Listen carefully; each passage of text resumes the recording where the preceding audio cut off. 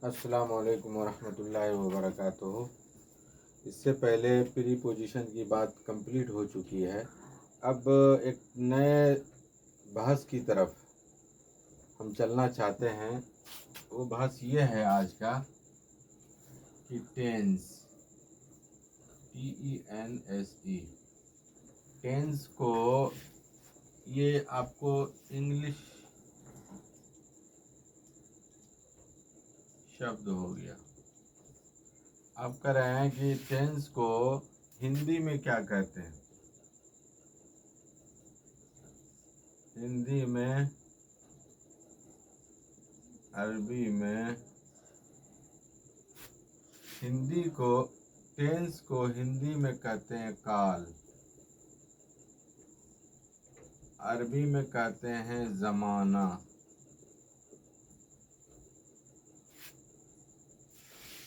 अरबी में क्या कहते हैं? ज़माना, और इंग्लिश में इसको टेंस कहते हैं।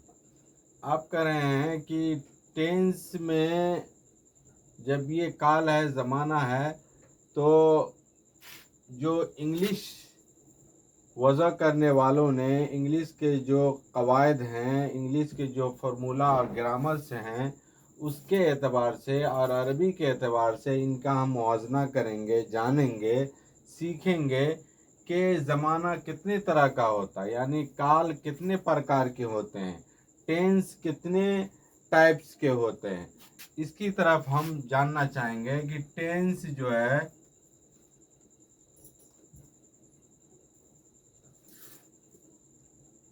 कितने टाइप्स के होते हैं।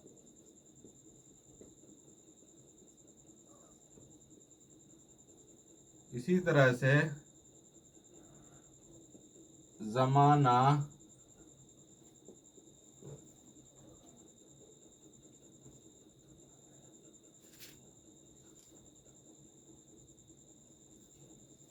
ज़माना के अक़साम कितने हैं? ज़माना के अक़साम कितने हैं? तो इससे पता चलता है कि टेंस यानी ज़माना 3 तरह का होता है, काल 3 तरह के होते हैं। कितने तरह के होते हैं काल? काल 3 प्रकार के होते हैं।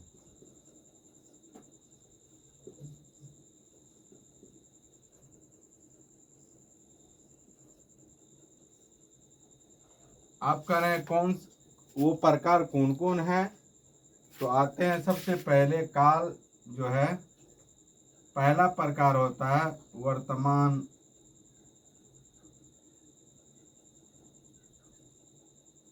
वर्तमान काल।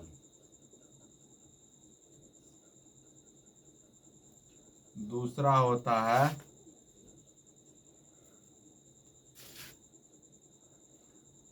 दूसरा वर्तमान काल के बाद दूसरा, जैसे प्रेजेंट यानी पास्ट टेंस। तीसरा होता है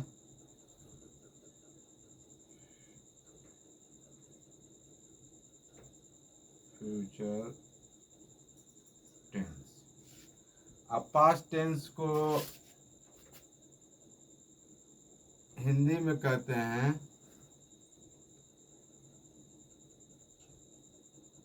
गुजरा हुआ,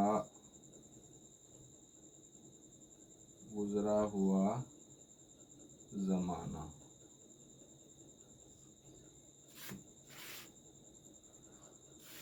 और फ्यूचर, फ्यूचर को कहते हैं आने वाला, आने वाला ज़माना।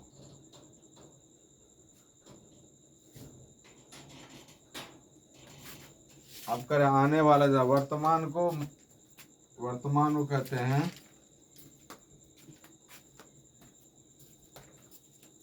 वर्तमान को मौजूदा,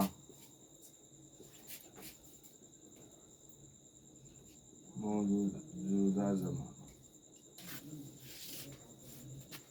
आप कह रहे हैं जब ये बात आ गई कि टेंस जो है 3 प्रकार के होते हैं, यानी कौन कौन? मौजूदा, गुजरा हुआ और आने वाला। आने वाला, ये तीनों टेंस जो है, ये तीनों चीज़ जो है इस बात पे दलालत करता है कि ज़माना जो है 3 ही प्रकार का होता है। मसलन जिसकी मिसाल हम आपको दे रहे हैं कि वर्तमान में कौन सा काम कर, जैसे वर्तमान में हम में हुआ, वर्तमान काल में हुआ क्या?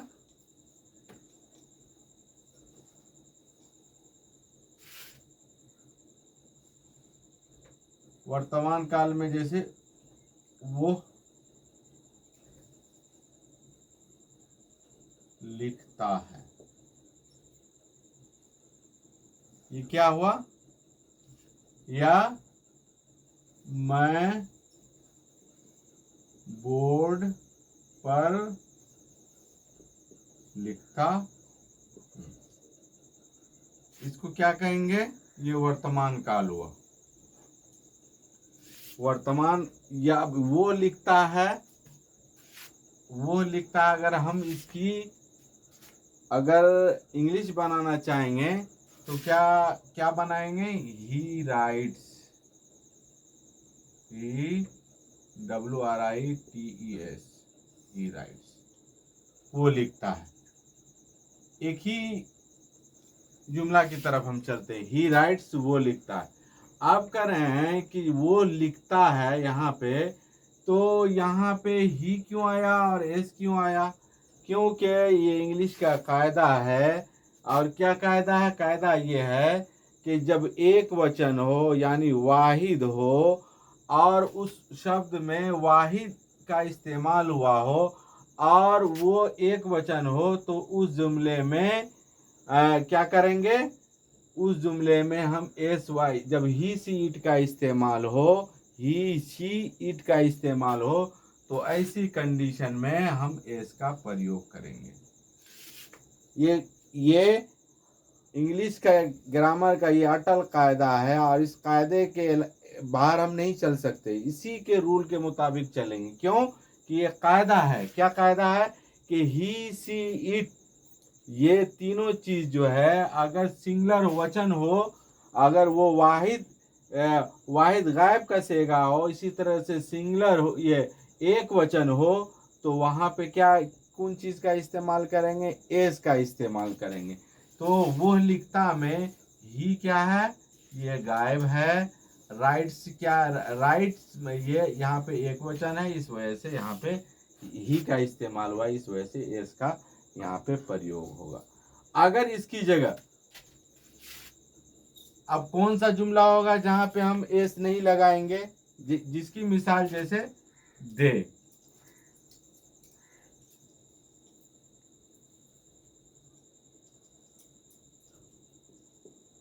दे राइट, वे लिखते हैं, वो लिखता है। यहाँ पे एस का इस्तेमाल गलत हो जाएगा। ये क्या हो जाएगा? रोंग हो जाएगा।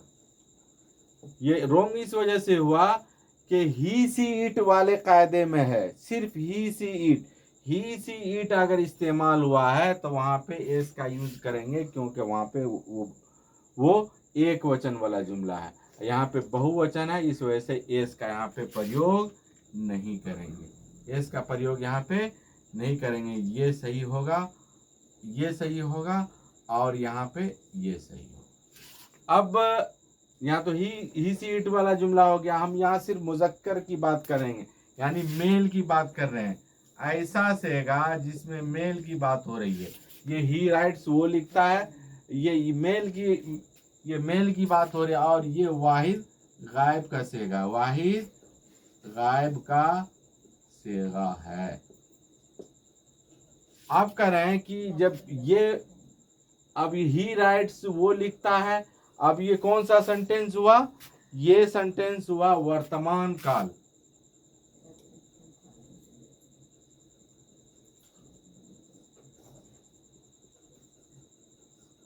वर्तमान काल कौन सा सेंटेंस हुआ?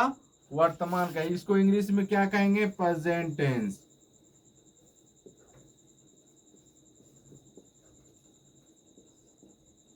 इसको इंग्लिश में क्या कहेंगे?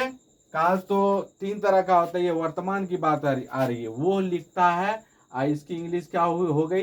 Present tense. अब इसको वर्तमान काल को प्रेजेंट को अरबी में क्या कहते हैं? अरबी में फेल मुजारा कहते हैं। अब करें, वो लिखता है फेल मुजारा, क्या इसकी अरबी क्या? जैसे वो लिखता है, इसकी अरबी होगी हुआ यक्तुबु,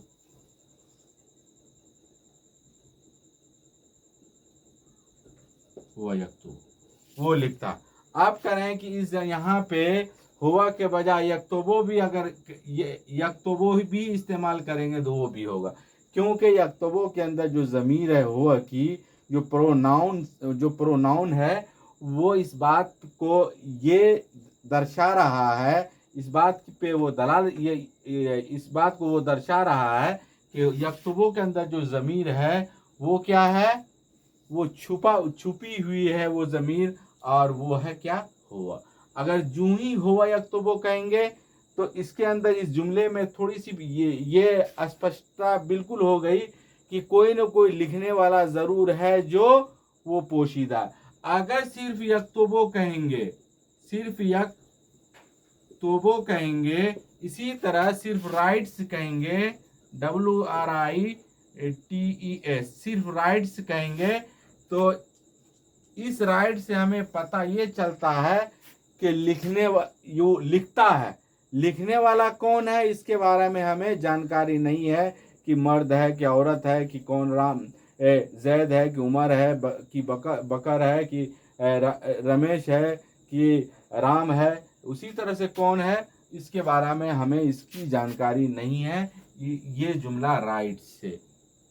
आप कह रहे हैं कि जूं ही हो ही राइट्स जूं ही कहेंगे, ही राइट्स जूं ही कहेंगे, इससे पता चल जाता है कि लिखने वाला कोई न कोई है जो हमारे नज़रों से ओझल है, लेकिन लिखने वाली ज़ात है, कोई आदमी है या कोई मर्द है या औरत है, लेकिन है लिखने। लेकिन ही ये कह करके ये बात बिल्कुल वाज़ेह हो गया कि वो लिख रहा है, वो लिखता है। अब करें कि जब यहाँ तो आज हम बात कर रहे हैं सिर्फ मुज़क्कर की बात करेंगे, यानी मेल की बात कर रहे हैं, MELE, मेल की बात कर रहे हैं, यानी पुरुष की बात कर रहे हैं आज, और पुरुष के संदर्भ में ये सारी बात हो रही है। वो लिखता है, ही राइट्स, वो लिखता है। अब ये ही राइट्स और वो लिखता है यक्तुबु, तो ये कौन सा काल हो गया? ये आपको वर्तमान काल हो गया, जिसको इंग्लिश में प्रेजेंट टेंस कहते हैं। और आसान उर्दू में मौजूदा हालत, यानी मौजूदा ज़माने में जो लिखने का, बोर्ड पे मैं जो लिखने का काम कर रहा हूँ, समझाने का काम कर रहा हूँ ऑडियंस को, सामीन को, तो वो कौन सा ज़माना है? वो है प्रेजेंट टेंस, और हिंदी में वर्तमान काल। और अरबी में क्या कहते हैं? फेल मुजारा।